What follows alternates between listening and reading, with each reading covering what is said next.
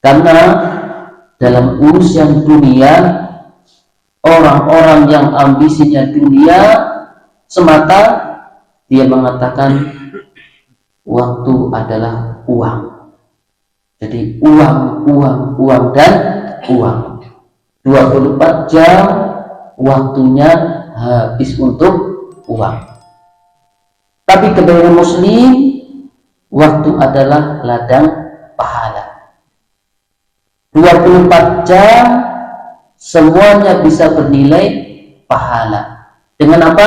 Dengan ilmu.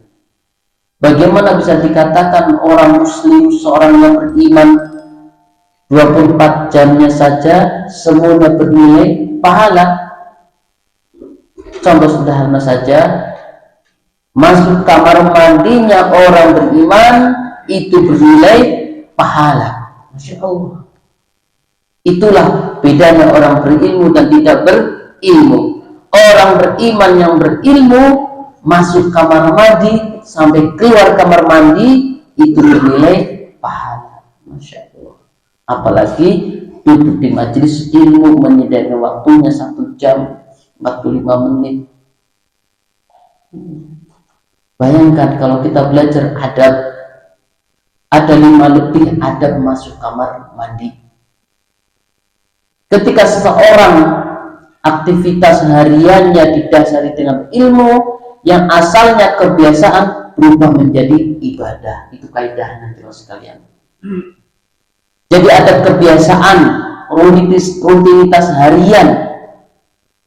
Ya, kalau seorang muslim melakukannya didasari ilmu, mengikuti apa yang sudah dicontohkan oleh Rasulullah, maka rutinitas harian yang asalnya bukan ibadah maka berubah menjadi ibadah.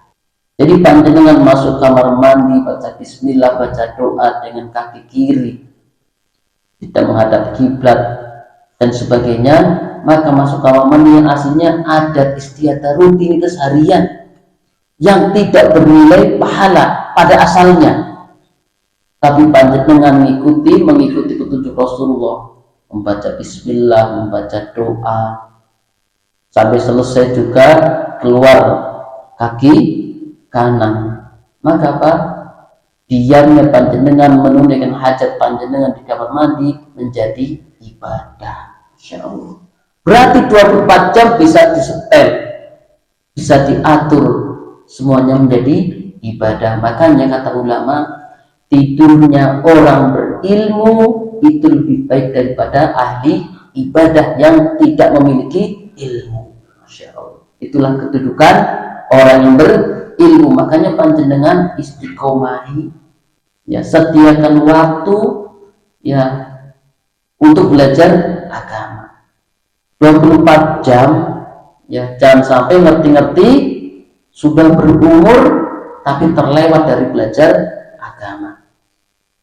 Tapi ini panjenengan umur 40 ke atas sudah enteng belajar agama, sudah ringan masuk ke masjid, ringan sholat, ya, ringan beribadah lainnya, itu masya Allah, itu nikmat.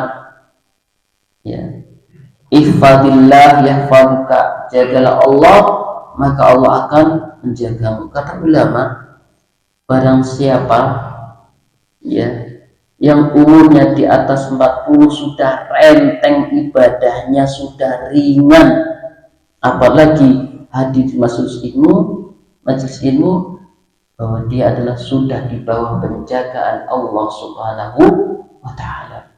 Makanya Hasan Al-Basri mengatakan, ulama salaf saleh terdahulu kalau sudah mau masuk 40 sudah siap-siap, ya, sudah siap-siap. Karena apa? Sudah kenyang menjadi, ya, masa mudanya sudah habis, berlomba-lomba dunia, sudah berkurang tenaganya. Jadi kecuali satu, kalau sudah masuk 40 sudah bersiap-siap untuk fokus agama. Dunia tidak, tapi sudah menyiapkan porsi untuk agamanya. Karena tahu badan sudah mulai melemah, belum dalam urusan dunia sudah tidak kuat, tidak baik sebagaimana sebelumnya. Maka jamaah sekalian dirahmati Allah SWT, bersyukur panjenengan sudah bisa menyediakan waktu untuk belajar agama, karena belajar agama adalah kesempatan terbaik kita, waktu-waktu terbaik kita untuk memperbaiki kondisi akhirat kita. Man salaka tariqan yaltamisu fihi ilman sahalallahu lahu bihi tariqan ilal jannah. Jadi bagi orang beriman adalah waktu itu sangat berharga. Kata Imam Syafi'i, waktu itu laksana pedang. Jika engkau tidak menggunakan, maka waktu yang sebagaimana itu pedang, maka akan menebasmu. Dan dirimu jika tidak disibukkan dengan kebaikan, maka akan tersibukkan dengan hal-hal yang tidak bermanfaat. Jadi jamaah sekalian dirahmati Allah Subhanahu wa taala, Rasulullah sallallahu alaihi wasallam bersabda, di antara kebaikan Islam, seorang muslim meninggalkan hal-hal yang tidak bermanfaat. Padahal dalam hadis riwayat lain, kullu ma'rufin sadaqah. Setiap kebaikan adalah sedekah, apapun jenis kebaikannya. Makanya Rasulullah SAW dalam Riyadhus Shalihin dikisahkan ada seorang pemuda yang ketika jalan itu melihat sesuatu yang mengganggu berjalan kaki. Ya, ada pohon atau ranting pohon yang mengganggu jalan. Kemudian dia singkirkan. Kemudian kata Rasulullah, Allah berterima kasih kepada pemuda tersebut dan menyediakan surga lewat pintu mana saja yang dia hendaki. Menyingkirkan gangguan jalan. Apalagi lebih besar daripada itu.